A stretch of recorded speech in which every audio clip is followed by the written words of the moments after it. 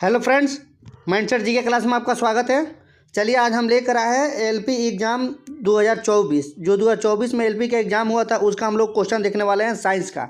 ठीक है, ये देखिए हम लोग का क्वेश्चन चलेगा आज 25 नवंबर के ऑल शिफ्ट यानी शिफ्ट 1, शिफ्ट 2 और शिफ्ट 3 तीनों का जो एग्ज़ाम पूछा गया है उसका हम लोग क्या देखने वाले हैं, साइंस के क्वेश्चन देखने वाले हैं। इसमें टोटल साइंस के 60 क्वेश्चन है। प्रत्येक शिफ्ट में क्या हुआ कि 20 साइंस के क्वेश्चन पूछ रहा है।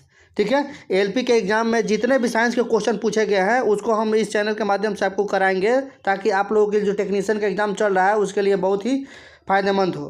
ठीक है, ये हम लोग का आज का पहला दिन का क्लास है, यानी 25 नवंबर के जितने भी क्वेश्चन पूछा गया है एलपी का उसका हम लोग आज क्वेश्चन देखने वाले हैं। ठीक है, डे फर्स्ट। चलिए शुरू करते हैं आज का हम अपना पहला क्वेश्चन। देखिए हम लोग आज सेट करने वाले हैं 25 नवंबर 2024 का फर्स्ट शिफ्ट का क्वेश्चन करने वाले हैं ABT 1 का। ठीक है, एलपी का। इसमें टोटल प्रत्येक शिफ्ट में क्या हुआ कि 20 हमारा क्या है, इसमें साइंस का क्वेश्चन है। और प्रत्येक सेट को हम कराने वाले हैं, जितने भी 15 सेट हुए हैं हमारे एलपी के, उसके सारे हम लोग साइंस के क्वेश्चन देखने वाले हैं। ठीक है, चलिए शुरू करते हैं आज का हम अपना पहला क्वेश्चन। 25 नवंबर का पहला शिफ्ट का पहला साइंस का क्वेश्चन। देखिए पहला क्वेश्चन बोल रहा है इस्त्री, electric toaster, electric oven, electric केतली, इलेक्ट्रिक हीटर जैसे विद्युत उपकरण विद्युत धारा के किस प्रभाव पर आधारित होते हैं। ये सभी जितने भी उपकरण है वो विद्युत धारा के किस प्रभाव पर आधारित होते हैं, तो ये होते हैं हमारे ऊष्मीय प्रभाव पर। ऑप्शन नंबर हमारा 3 से हो जाएगा। देखिए प्रत्येक क्वेश्चन पढ़ने के बाद हम आप लोगों को 2 से 3 सेकेंड का समय देंगे, उसके बाद हम इसका आंसर बता देंगे। ठीक है, ये जितने भी आंसर दिया गया है ये भी RRB के साइड से लिया गया है और सारे क्वेश्चन क्या आंसर ये सही है। नेक्स्ट क्वेश्चन बोला है यदि पृथ्वी और एक दूरी पर रखे एक सेव के बीच आकर्षण बल F है और उसी सेव को 2x दूरी पर रखने पर उसका बल कितना हो जाएगा। तो उसी बल को क्या दूरी को क्या कहते हैं, अगर 2x पर रखेंगे तो उसका बल हो जाएगा हमारा कितना, F/4 हो जाएगा। यानी ऑप्शन नंबर हमारा 3 सही हो जाएगा। नेक्स्ट क्वेश्चन, किसी परमाणु का परमाणु क्रमांक किसके बराबर होता है। किसी परमाणु का परमाणु क्रमांक किसके बराबर होता है, तो ये हमारा सही आंसर हो जाएगा ऑप्शन नंबर हमारा 4। किसी परमाणु के नाभिक में उपस्थित जो होते हैं प्रोटॉनों की कुल संख्या को क्या बोलते हैं कि परमाणु क्रमांक बोलते हैं। ठीक है, वही द्रव्यमान संख्या कितनी होती है, द्रव्यमान संख्या को हम लोग ए से यूनिट करते हैं। द्रव्यमान संख्या इक्वल टू क्या होता है, प्रोटॉन प्लस में न्यूट्रॉन होता है। नेक्स्ट, उत्तल दर्पण से प्रकाश के परावर्तन के मामले में जब प्रकाश की एक समानांतर किरण परावर्तक सतह पर आपतित होती है तो परावर्तित प्रकाश प्रतीत होता है, कहाँ पे प्रतीत होता है, तो ये प्रतीत होता है कैसे, हमारा मुख्य फोकस से अपसरित होते हुए प्रतीत होता है। ऑप्शन हमारा 3 से हो जाएगा। मान लीजिए कि हमारा ये उत्तल दर्पण है। ठीक है, ये हमारा उत्तल दर्पण हो गया और इस पर प्रकाश जो अपसरित होती है तो क्या होती है कि देखिए हमारा फोकस हो जाएगा। ठीक है, फोकस हो जाएगा तो ये हमारा अपसरित होती है, तो इधर क्या होती है, रिफ्लेक्ट हो जाती है और हमारा इसका ये हमारा रिफ्लेक्ट होती है। इधर क्या होता है कि परावर्तित सतह पे क्या फोकस पे क्या होता है कि अपसरित होते हुए प्रतीत होती है। ऑप्शन नंबर हमारा 3 सही हो जाएगा। निम्नलिखित का क्या करना है कि मिलान करना है। ठीक है, तो इसमें बोला है स्त्री केसर का सूजा हुआ निकला भाग क्या कहलाता है, तो स्त्री केसर का सूजा हुआ निकला भाग हो जाता है हमारे क्या होता है कि ये अंडाशय का भाग होता है। ऑप्शन नंबर हमारा 3 सही हो जाएगा। स्त्री केसर का मध्य लंबा भाग क्या कहलाता है, तो ये भाग क्या होता है, वर्तिका कहलाता है। ऑप्शन नंबर हमारा 4 सही हो जाएगा। ठीक है, स्त्री केसर के शीर्ष भाग को क्या कहते हैं, तो ये होता है हमारा वर्तिकाग्र होता है। ऑप्शन नंबर हमारा 1 सही हो जाएगा। इस तरह से हमारा टोटल हमारा ऑप्शन नंबर 3 हमारा सही हो जाएगा, करेक्ट है, तीनों का मिलान। अब देखते हैं हम अपना नेक्स्ट क्वेश्चन। तारों का टिमटिमाना किस परिघटना से संबंधित होता है, तो आप लोग सभी लोग जानते हैं तारों का टिमटिमाना किससे, तो प्रकाश के अपवर्तन के सिद्धांत से संबंधित। ऑप्शन नंबर हमारा 3 सही हो जाएगा। पदार्थ के कण किसके कारण निरंतर गतिमान रहते हैं, तो पदार्थ के कण होते हैं जो किसके कारण क्या होता है कि गतिमान रहते हैं, तो ये गतिज ऊर्जा के कारण क्या होता है कि गतिमान रहता है। और गतिज ऊर्जा का फॉर्मूला क्या होता है, 12mv²। ठीक है, गतिज ऊर्जा का फॉर्मूला होता है। Next, which cell organelles is associated with generation of ATP, इसका सही आंसर हो जाएगा माइटोकॉन्ड्रिया। ऑप्शन नंबर हमारा 1 सही हो जाएगा। जब हाइड्रोक्लोरिक अम्ल जल के साथ अभिक्रिया करता है तो निम्न में से क्या प्राप्त होता है, ठीक है। तो जब हाइड्रोक्लोरिक अम्ल जल के साथ अभिक्रिया करता है तो ये प्राप्त होता है हमारा ऑप्शन नंबर हमारा 2 सही हो जाएगा। ठीक है, H3O+ और क्लोरीन माइनस दोनों प्राप्त होता है। नेक्स्ट, लक्षण निम्नलिखित में से किससे प्रभावित हो सकते हैं? ठीक है ना, जो लक्षण होते हैं किससे प्रभावित होते हैं, क्या होता है कि माता और पिता दोनों के क्या होते हैं डीएनए से ये लक्षण क्या होते हैं कि प्रभावित होता है। इसलिए इसका सही आंसर हो जाएगा ऑप्शन नंबर हमारा 3, माता पिता के पैतृक डीएनए और मातृक डीएनए दोनों से क्या होता है कि ये प्रभावित होता है। नेक्स्ट क्वेश्चन है, जेली की स्थिति में निम्नलिखित में से कौन सी परिक्षिप्त प्रावस्था है? ठीक है, तो कौन सी परिक्षिप्त प्रावस्था है? तो ये होती है द्रव प्रावस्था। ऑप्शन नंबर हमारा 2 सही हो जाएगा।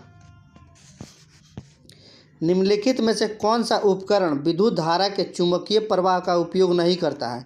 इनमें से जो कौन सा जो उपकरण है जो विद्युत धारा के चुंबकीय प्रवाह का उपयोग नहीं करता है तो ये होता है दिक्सूचक होता है। ऑप्शन नंबर हमारा 1 सही हो जाएगा। चुंबकीय जो दिक्सूचक होता है वही क्या होता है विद्युत धारा के चुंबकीय प्रवाह का उपयोग नहीं करता है, बाकी सब होते हैं तीनों करते हैं।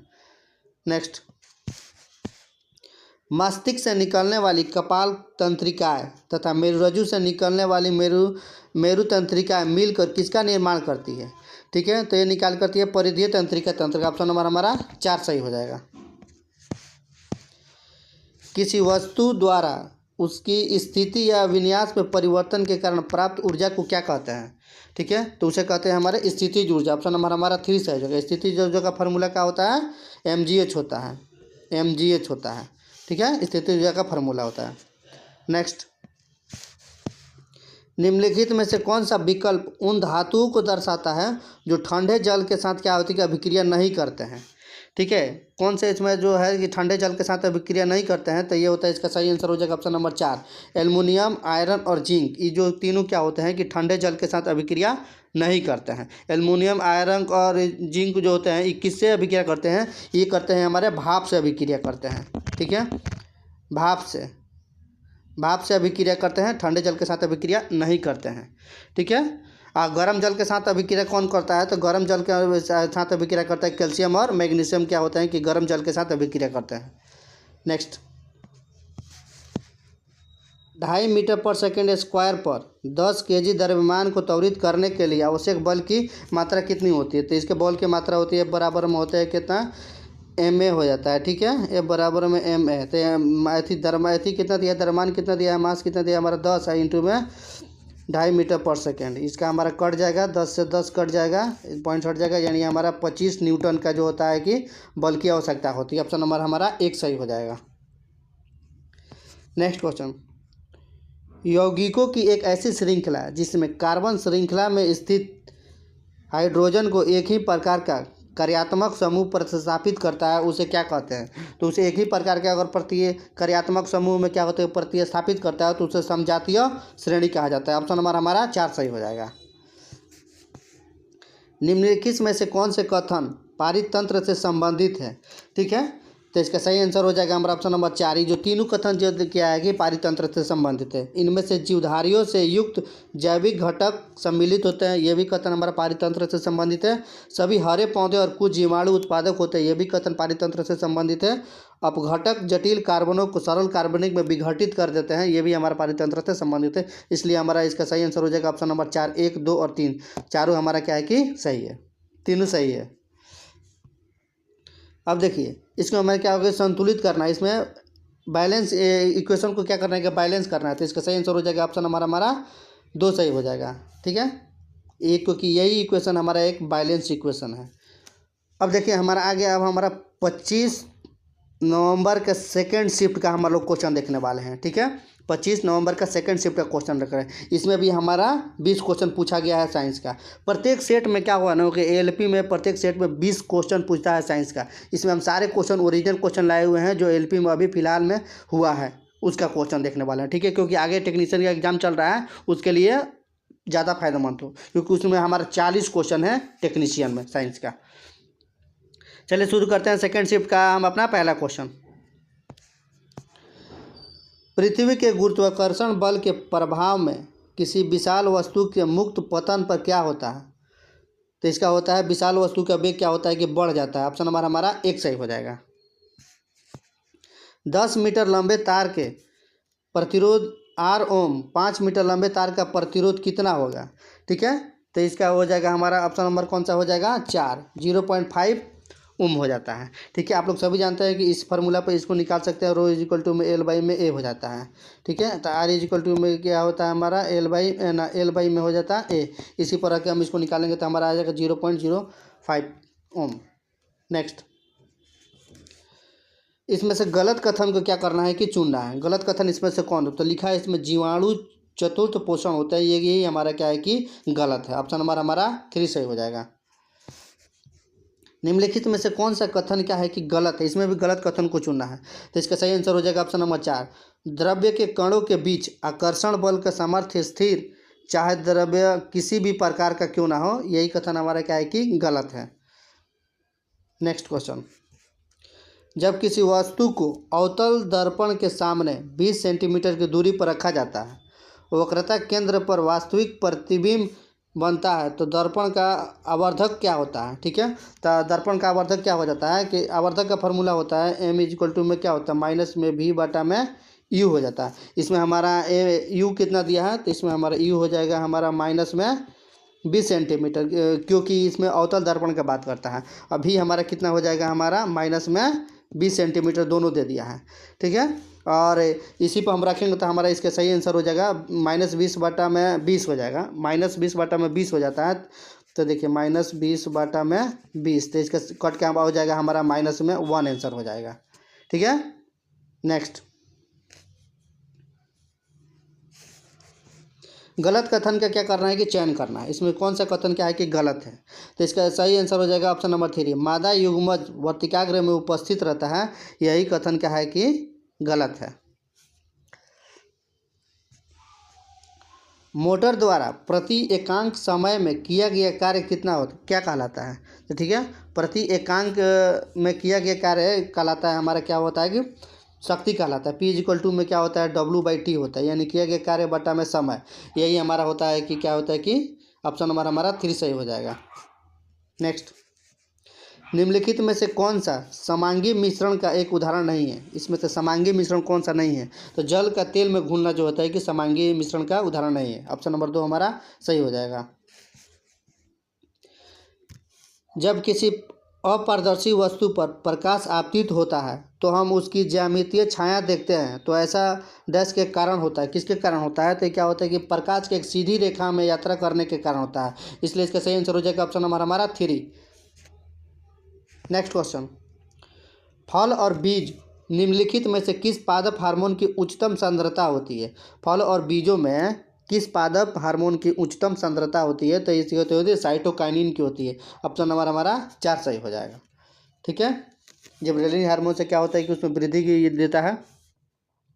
नेक्स्ट क्वेश्चन,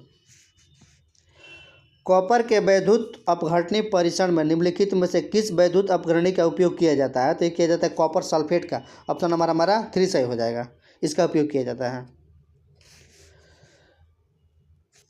शुष्क बुझे हुए चूने पर क्लोरीन की क्रिया से निम्नलिखित में से किसका निर्माण होता है। ठीक है, तो क्लोरीन की क्रिया से विरंजक चूर्ण का निर्माण होता है। ऑप्शन नंबर हमारा 1 सही हो जाएगा।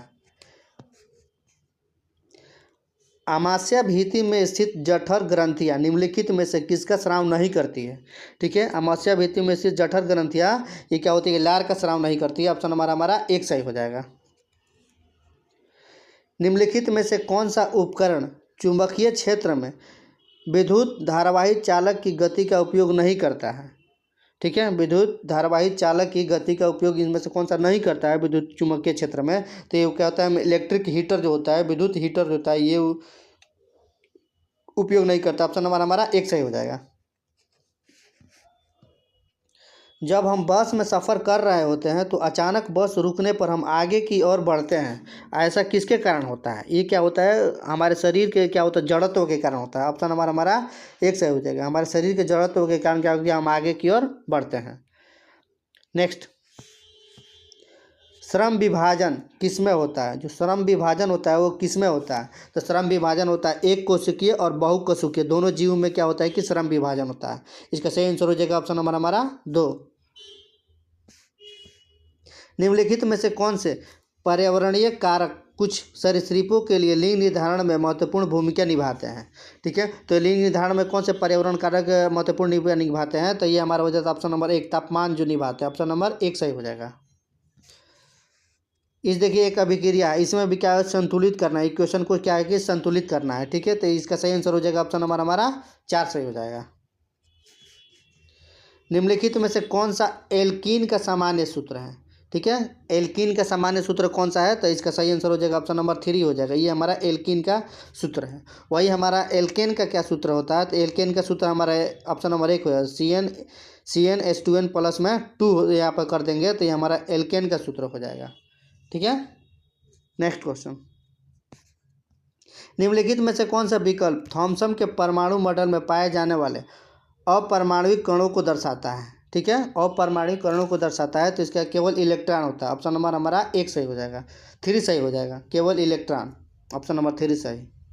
अब देखिए हमारा थर्ड शिफ्ट का क्वेश्चन 25 नवंबर का, ये हमारे थर्ड शिफ्ट का क्वेश्चन हो गया 4:30 से 5:30 के बीच में जो एग्जाम हुआ था उसका। ठीक है, इसमें भी हमारे टोटल कितना 20 साइंस का क्वेश्चन पूछा गया है। साइंस के जितने भी 25 नवंबर का क्वेश्चन पूछा गया है उसके हम इस वीडियो में हम कंप्लीट करने वाले हैं। आज हमारा थर्ड शिफ्ट का क्वेश्चन अब देखिए करने वाले हैं। ठीक है, चलिए करते हैं थर्ड शिफ्ट का पहला क्वेश्चन क्या है। निम्नलिखित में से कौन सा इमल्सन का एक क्या है कि उदाहरण है? इनमें से कौन सा एक इमल्सन का उदाहरण है? तब फेस क्रीम जो होता है क्या होता है कि ये इमल्सन का उदाहरण है। ऑप्शन नंबर हमारा 2 सही हो जाएगा।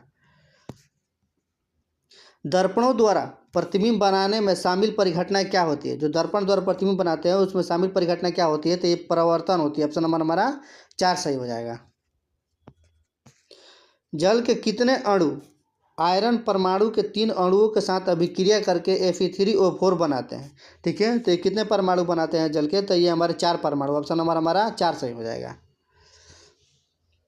जाइलम का कार्य क्या है? जाइलम का कार्य क्या होता है? तो जाइलम का कार्य यही होता है, जल और खनिजों का क्या करता है कि ये संवहन करता है। ऑप्शन नंबर हमारा 4 सही हो जाएगा। हमारे शरीर में हानिकारक चयापचय अपशिष्टों को किस जैविक प्रक्रिया द्वारा क्या करता है कि निष्कासित किया जाता है? तो ये किया जाता है उत्सर्जन के द्वारा। ऑप्शन नंबर हमारा 1 सही हो जाएगा।